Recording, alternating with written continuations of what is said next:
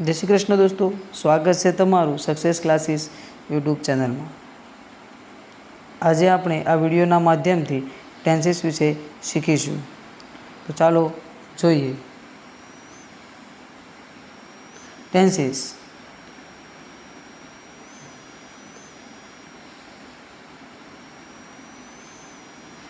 टेन्सेसना त्रण प्रकार छे, प्रेजेंट टेन्स, पास्ट टेन्स और फ्यूचर टेन्स। प्रेजेंट टेन्स एटले वर्तमान काल, पास्ट टेन्स एटले भूतकाळ और फ्यूचर टेन्स एटले भविष्यकाळ। एमां प्रथम छे प्रेजेंट टेन्स एटले के वर्तमान काळ। हवे आ वर्तमान काळ कोने कहेवाय? सादी भाषामां कहीए तो जे कार्य आ क्षणे चाली रह्युं छे अथवा जे नियमितपणे बने छे तेने वर्तमान काळ कहेवाय। वर्तमान काळना त्रण प्रकार, सिम्पल प्रेजेंट टेन्स वर्तमान काळना चार प्रकार, simple present tense, continue present tense, perfect present tense, continue perfect present tense. एमां सिम्पल प्रेजेंट टेन्स एटले के सादो वर्तमान काळ। तो चालो जोईए सादो वर्तमान काळ। वर्तमान काळ टेन्स शीखता पहला कोष्टकने खास करीने नोंध करी लेजो, जेथी तमने आगळ जता टेन्स शीखवामां खूब ज इजी लागे। सिम्पल प्रेजेंट टेन्स, हवे आ सादा वर्तमान काळनो उपयोग क्या थाय? तो कि नियमित टेवो, रोजिंदी क्रियाओ, सार्वत्रिक सत्यो एटले के जे सनातन सत्यो बने, घटनाओ बने तेना माटे आ काळ वपराय छे। तो थोड़ा આગળ જઈએ, चलो જોઈએ। અહીંયા હકારની વાક્ય રચના આપી છે, subject plus V1 S ES plus object plus other word. Subject એટલે કર્તા, V1 એટલે મૂળ ક્રિયાપદ, ઓબ્જેક્ટ એટલે કર્મ, OW એટલે કે અધર વર્ડ એટલે કે અન્ય શબ્દ। અહીંયા વિદ્યાર્થી મિત્રો તમને પ્રશ્ન થાય, V1 મૂળ ક્રિયાપદ એ તો ખબર પડી, પણ એસ કે ES વાળું કોની સાથે આવે? તો એસ કે ES વાળું કોની સાથે આવે? ચલો જોઈએ કે સાદા વર્તમાન કાળમાં હી સી ઇટ અને કોઈ વ્યક્તિનું નામ હોય તો એસ કે ES આવે, એટલે કે માત્ર ત્રીજો પુરુષ એક વચન હોય તો ક્રિયાપદના અંતે એસ કે ES લાગે। અહીંયા એક્ઝામ્પલ તરીકે આપણે થોડા ઉદાહરણો જોઈશું, પણ એના પહેલાં સમજીએ। અહીંયા કોઈ ક્રિયાપદ લખીએ કે ધારો કે સિંગ લખ્યું, સિંગ એટલે ગાવ, તો એનો ત્રીજો પુરુષ કોઈ વ્યક્તિનું નામ હોય તો એ સિંગ્સ થઈ જાય। हाँ कि साहब, ये तो खबर पड़ी, पण क्या ES कोनी साथे लागे? ES तो कि जो क्रियापदना अंते S, SH, SS, CH, O के पछी एक्स होय तो क्रियापदना अंते ES लागे। આપણે કોઈ પણ એક ઉદાહરણ લઈ લઈએ એક્ઝામ્પલ તરીકે। અહીંયા હું તમને એક ક્રિયાપદનું ઉદાહરણ લઉં, કેચ। તમે જો પાછળ CH તો એનું કેચીસ થાય, ES લાગે। ખબર પડી? તો થોડાક ઉદાહરણો જોઈ લઈએ આપણે। ચલો, હકાર વાક્ય આપણે અગાઉ શીખ્યા કે એસ કે ES અને V1 એટલે કે મૂળ ક્રિયાપદ અને સબ્જેક્ટ એટલે કે કર્તા। અહીંયા એક આપ્યું છે એક્ઝામ્પલ કે હું ક્રિકેટ રમું છું, તો હું ક્રિકેટ રમું છું। અહીંયા રમું છું એ શું કરે છે? ક્રિકેટ રમું છું। હું પોતે ક્રિકેટ રમું છું તો એનું ઇંગ્લિશ થાય આઈ પ્લે ક્રિકેટ। હવે એનું બહુવચનનું એક વાક્ય જોઈએ, અમે શાળાએ જઈએ છીએ, તો અમે શાળાએ જઈએ છીએ તો વી ગો ટુ સ્કૂલ। એટલું યાદ રાખજો કે જ્યારે પણ બહુવચન હોય તો મૂળ ક્રિયાપદ આવે। બહુવચન હોય તો મૂળ ક્રિયાપદ આવે। અહીંયા એક વાક્ય છે, કોઈ વ્યક્તિનું નામ છે કે દર્શન હિન્દી ગીત ગાય છે, તો દર્શન સિંગ્સ અ હિન્દી સોંગ।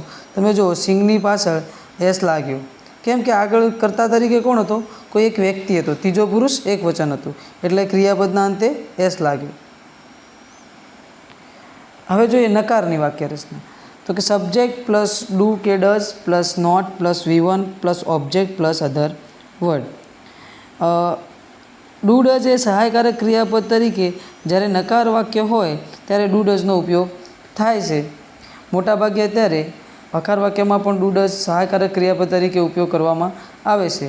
તો આપણે થોડાક ઉદાહરણોથી સમજીશું વાક્યને કે મને કોફી પસંદ નથી। આપણે ઘણીવાર બોલતા હોઈએ છીએ કે મને કોફી પસંદ નથી, મને ચા પસંદ નથી, મને કોફી પસંદ નથી, તો I do not like coffee. હવે ડુ નોટ હવે ડુ નોટનું ટૂંકું રૂપ થાય ડોન્ટ. શું થાય? ડોન્ટ. ડુ નોટનું ટૂંકું રૂપ થાય ડોન્ટ. અહીંયા તમે જો આપેલું જ છે ડોન્ટ. તે ક્રિકેટ રમતી નથી. અહીંયા એક કોઈ છોકરીની વાત કરી છે કે તે ક્રિકેટ રમતી નથી. She does not play cricket. વિદ્યાર્થી મિત્રો એક ખાસ ધ્યાન રાખજો કે હી, સી, ઇટ અથવા કોઈ વ્યક્તિનું નામ હોય તો ડઝ આવે. શું આવે? ડઝ આવે. માત્ર બીજા બધા કરતા સાથે ડુ આવે. થોડા વિશેષ ઉદાહરણો જોઈએ. પ્રશ્નાર્થ વાક્ય WH ક્વેશ્ચન. હવે WH ક્વેશ્ચન એટલે શું? કે WH question plus do does plus subject plus V1 plus object plus other word plus પ્રશ્નાર્થ ચિહ્ન. હવે WH ક્વેશ્ચન એટલે કેવા ક્વેશ્ચન કે જે WH ક્વેશ્ચનથી પૂછાતા. એક્ઝામ્પલ તરીકે હુ, વેર, વેન,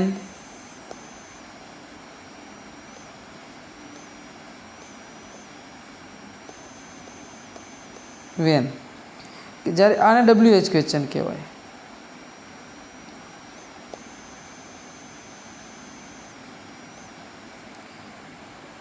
અહીંયા WH ક્વેશ્ચન એટલે કે પ્રશ્નાર્થ વાક્ય હોય તો કર્તાની પહેલાં ડુ ડઝ અને એના પહેલાં WH ક્વેશ્ચન આવે.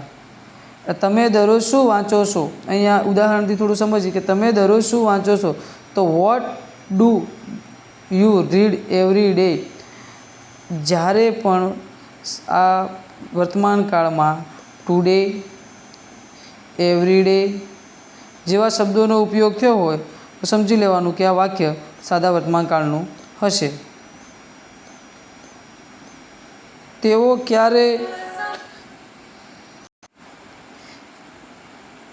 ક્યારે ફૂટબોલ રમે છે? તેઓ એટલે બહુવચન. When do they play football. થોડા વધારે ઉદાહરણ જોઈએ. શું તમને કોફી ગમે છે? હવે જો WH ક્વેશ્ચન સિવાયના પ્રશ્નાર્થ. શું તમને કોફી ગમે છે? તો ડુ યુ લાઇક કોફી. શું તેઓ ક્રિકેટ રમે છે? Do they play cricket. શું તે અંગ્રેજી બોલે છે? શું તે શબ્દ આવ્યો તો અહીંયા જો ડઝ આવી ગયું. Does he speak English? Thank you for watching. આવા જ નવા વિડીયો જોવા માટે, પાર્ટ 2 જોવા માટે આ અમારી ચેનલને સબસ્ક્રાઈબ કરો. જો વિડીયો ગમે તો ચેનલને લાઈક કરજો, શેર કરજો અને કમેન્ટ કરજો. Thank you.